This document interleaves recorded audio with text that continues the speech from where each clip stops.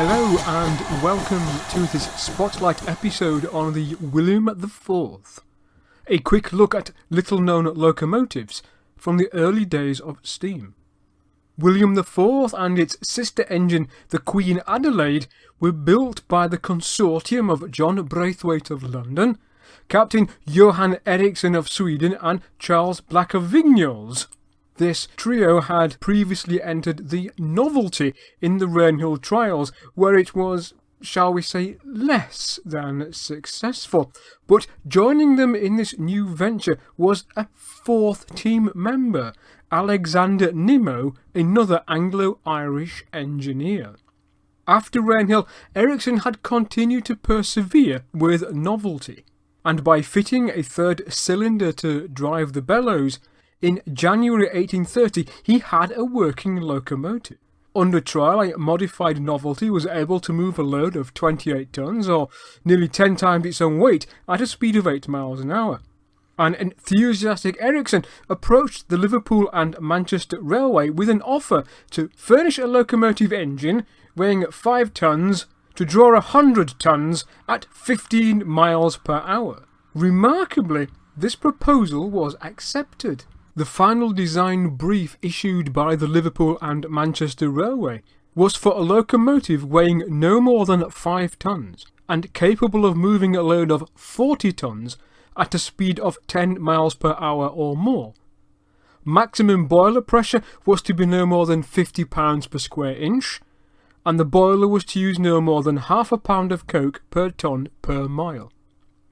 2 locomotives were ordered, each costing £1,000, or in modern money £115,000. Delivery date was the ambitious 15th of June, but the first locomotive wasn't delivered until the end of August.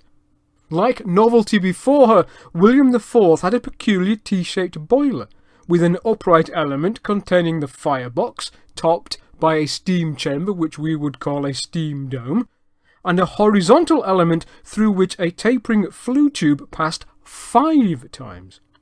Instead of escaping into the atmosphere, the hot gases from the firebox entered an exhausting chamber. On top of this was a large rotary fan 3 feet in diameter, and which was capable of running at a speed of 52 miles per hour. Whereas the bellows of Novelty had blown air under pressure through the boiler, on William IV the fan sucked the hot gases through. Exhaust steam from the cylinders was also directed into the exhausting chamber.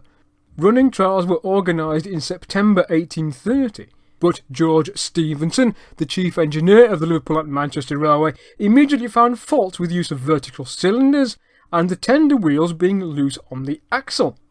On her first time out, running light engine, William IV, due to these loose wheels, derailed on the embankment near the Sankey Viaduct and nearly toppled over the side. Second time out, she struggled to move a useful load. Running trials were suspended during the winter of 1830, allowing time for further modifications to take place. And whilst all this was going on, Braithwaite and Ericsson were in the middle of a court case, as their design of boiler for Novelty had been found to infringe an earlier patent, and the jury eventually found against them. It was all very stressful and very expensive, and these 2 new locomotives needed to work. Further trials in February 1831 coincided with the delivery of Samson and Goliath from the Stephensons, which drew some unwanted, as far as Braithwaite and Ericsson were concerned, comparisons and criticism.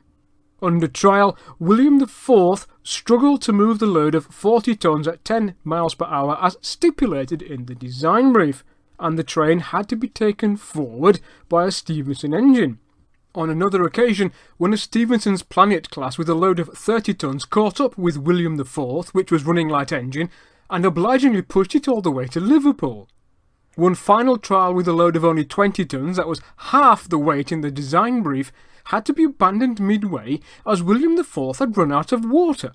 Having set off from Manchester at 8:43 a.m, she eventually arrived in Liverpool at 1 p.m. The speed was so slow that one of the brakesmen hopped off, ran alongside and overtook the train. The firemen could not keep up sufficient steam to keep the engine in motion with this heavy load. The London Mechanics magazine sprang to the defence of Braithwaite and Ericsson. That William IV had run out of water demonstrated the steam-raising ability of the boiler. Anyway, it wasn't a formal test, so it didn't count, and finally they even denied that Braithwaite and Ericsson had contracted to build a locomotive capable of moving 40 tons at 10 miles an hour. A war of words erupted between the Mechanics magazine and the Manchester Guardian and his editor, John Edward Taylor. Taylor had established the Manchester Guardian as a radical newspaper following the Peterloo Massacre of 1819.